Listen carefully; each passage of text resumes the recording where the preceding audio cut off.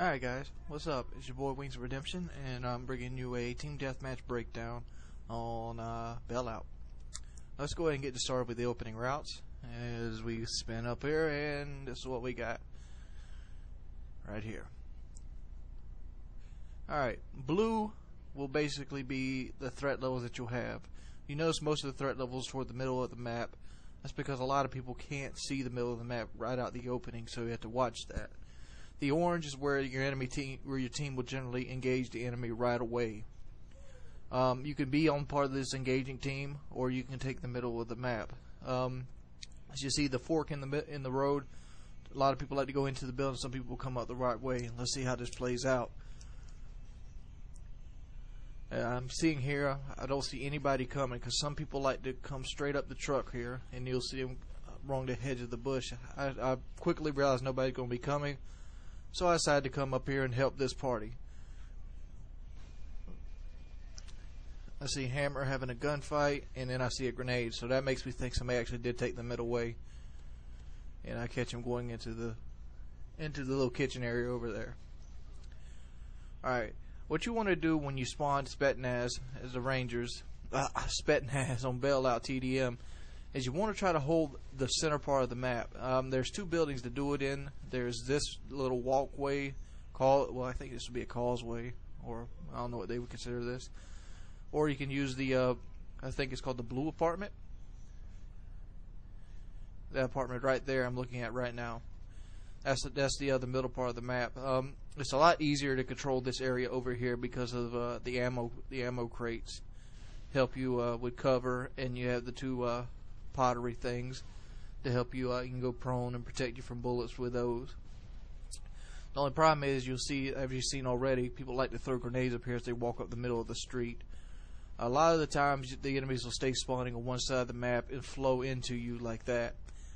And a lot of people probably call this camping. Dudes, get over it. This game, first person shooters always had camping in it. And this right here is defending a high traffic area. Camping would be like if I was sitting in the workout room right now. But let's talk about that. As you see right here on the radar, my team is basically came up in there, and there's two stragglers right there. So when my team in that situation in the basically the mailbox room, I figured they'd switch spawns to the workout room. So I move up right away, and let's see how this works out for me right here. Look at there. Oh, that's called team awareness. I think my second video I've touched on Machinima brung this up. Be aware of where your team is, because that will drastically change the spawn. Just like in a sabotage game, if you're on the bomb site, they can't spawn on the bomb site. If you're in the area where if your team rushes up and is in the area where they used to be, that's going to change their spawn. So look out for that, so you can readjust yourself and you don't get shot in the back. But I ended up losing a gunfight right there from across the way, it happens. So I come back up here real quick as I see two of my teammates die with the white skulls over there. I don't know what I'm doing here, but I don't know, I just didn't feel comfortable up there by myself. So my buddy comes up here, so I come back out. He gets killed, but I clean up the guy who kills him. And this right here is how you would approach it if you spawn Rangers instead of Spetsnaz, how you would come up of it and defend it. Basically, once you control this area, you can easily build your kill streaks and stay pretty positive, because Team Deathmatch's whole goal is to stay positive. You're better off going 5-0 on a Team Deathmatch than going 20-15, because, well, you actually be the same there. But 20-15, you've hurt your team. 5-0, you haven't. Or well, the better case, like 30-27. 30-27, you helped your team with 3 kills, where 5-0 guys helped him with 5. If that kind of makes sense. Another thing, when you're doing stuff like this, don't use the improper weapon. Like this right here would be a very bad choice for like an MP5K or like a sniper rifle, since it's basically medium range engagements. If you know you're going to be in this area, or you have the map pre-planned out how you're going to play it, like if you know you want to be in this area, put a shotgun secondary on, or maybe a machine pistol. I wouldn't run a regular pistol in this area. Wouldn't run a sniper in this area, because that's, I mean, you could do it possibly, it's feasible, but for the most part, it wouldn't be the best course of action.